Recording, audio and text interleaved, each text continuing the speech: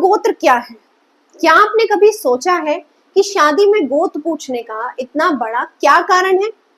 क्या गोत्र को बदला जा सकता है? और अगर किसी को अपना गोत्र ही ना पता हो तो क्या किया जाए? आज हम बात करेंगे गोत्र के रहस्य की। नमस्कार दोस्तों, स्वागत है आपका मेरे चैनल में। मैं अनुषा आज गोत्र से जुड़े सारे सवालों के जवाब दूंगी, जिसके बाद आपको कोई भी कंफ्यूजन नहीं रहेगा। इसलिए वीडियो को एंड तक जरूर देखें। आज हम जानेंगे गोत्र क्या होता है, इसका इतिहास, महत्व और उन सवालों के बारे में जिनसे हम सब कभी ना कभी जरूर टकराते हैं। तो चलिए शुरू करते हैं। सबसे पहले हमारे मन में एक सवाल आता है कि गोत्र आखिर होता क्या है? गोत्र एक संस्कृत शब्द है जिसका अर्थ है वंश या कुल। हिंदू धर्म में गोत्र को हमारे पूर्वज ऋषियों से जोड़ा जाता है। हर गोत्र एक ऋषि से शुरू होता है, जैसे कश्यप, भारद्वाज, अत्रि, वशिष्ठ आदि। आपका गोत्र वही ऋषि है जिससे आपकी पितृवंशावली चली आ रही है, तो आप इसको बदल नहीं सकते। अब सवाल उठता है, आखिर गोत्र बना कैसे? पुराने समय में महान ऋषियों ने अपने अपने शिष्यों को वेद और ज्ञान की शिक्षा दी। इन शिष्यों की संतानों ने अपने गुरु को अपना मूल माना और वहीं से बना उनका गोत्र, और इस तरह शुरुआत हुई गोत्र परंपरा की, जो आज भी जारी है। शादी में गोत्र का आखिर इतना बड़ा महत्व क्यों है? क्यों पंडित जी शादी से पहले गोत्र के बारे में पूछते हैं?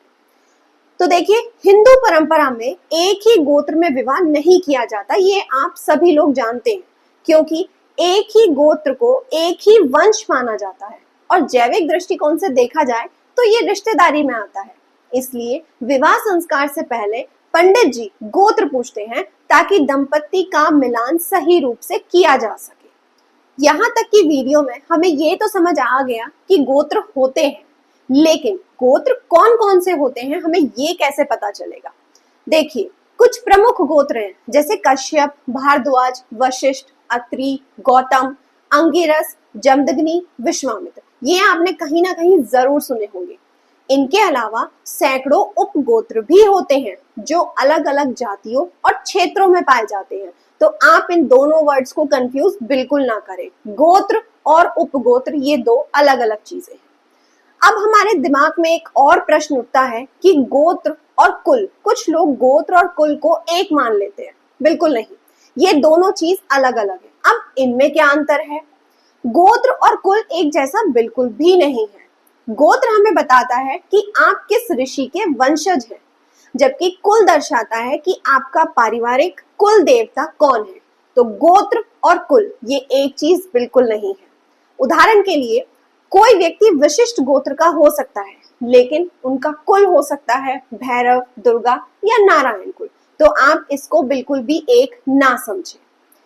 अब हमें पता करना है कि हमारा गोत्र कौन सा है। हमें नहीं पता, हम नहीं जानते, तो हम अपने गोत्र का कैसे पता करें? चलिए जानते हैं। गोत्र पितृ पक्ष से आता है, यानी पिता का गोत्र पुत्र को मिलता है। जो आपके पिता होंगे उनका गोत्र आपको मिला होगा, आपके जो बच्चे होंगे उनका गोत्र, आपका गोत्र उन बच्चों को मिल जाएगा। अगर आपको अपना गोत्र नहीं पता है तो आप अपने माता पिता, दादा दादी या परिवार के पंडित से पूछ सकते हैं। शादी, जन्म या उपनयन संस्कार के समय पंडित जी जो मंत्र पढ़ते हैं उसमें गोत्र का उल्लेख होता है, आपने जरूर सुना होगा। अब हम गोत्र के बारे में काफी हद तक चीजें जान चुके हैं कि आखिर गोत्र होता क्या है।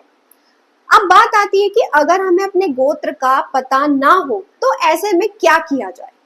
अगर फिर भी किसी को अपना गोत्र ना पता हो, जैसे कि अनाथ आश्रम में जन्मे व्यक्ति या जिनके पास किसी तरह की कोई पारिवारिक जानकारी नहीं है, तो कई परंपरा में ऐसा व्यक्ति कश्यप गोत्र को मान सकता है। लेकिन कश्यप गोत्र ही क्यों? वशिष्ठ, भारद्वाज या अत्रि क्यों नहीं?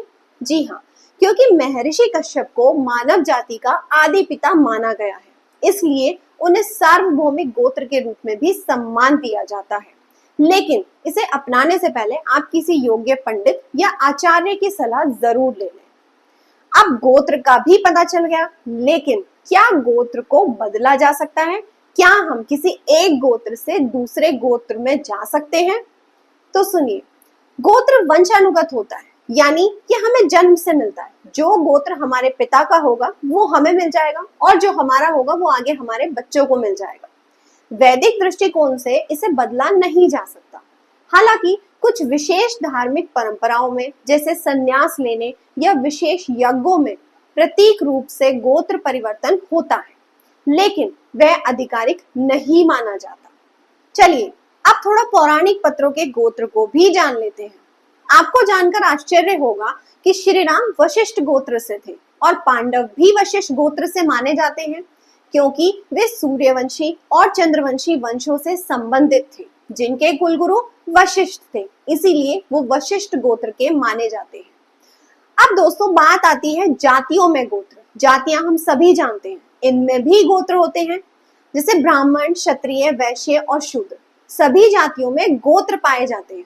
हालांकि अलग अलग क्षेत्र और जातियों में गोत्र के नाम और परंपरा थोड़ी अलग हो सकती हैं, लेकिन मूल ऋषि वही होते हैं, जैसे कश्यप, अत्रि, भारद्वाज आदि। तो अब जब कोई आपसे पूछे कि आपका गोत्र क्या है, तो आप अपना सिर्फ जवाब नहीं देंगे, बल्कि बहुत समझदारी से उसका महत्व भी समझाएंगे। अगर ये वीडियो आपको जानकारीपूर्ण लगा तो लाइक जरूर करें और नीचे कमेंट में मुझे बताएं कि आपका गोत्र क्या है। और अगर आपको गोत्र नहीं पता है तो क्या आप कश्यप गोत्र अपनाना चाहेंगे? मुझे कमेंट करके जरूर बताएं। मिलते हैं अपनी अगली वीडियो में, तब तक के लिए नमस्कार दोस्तों।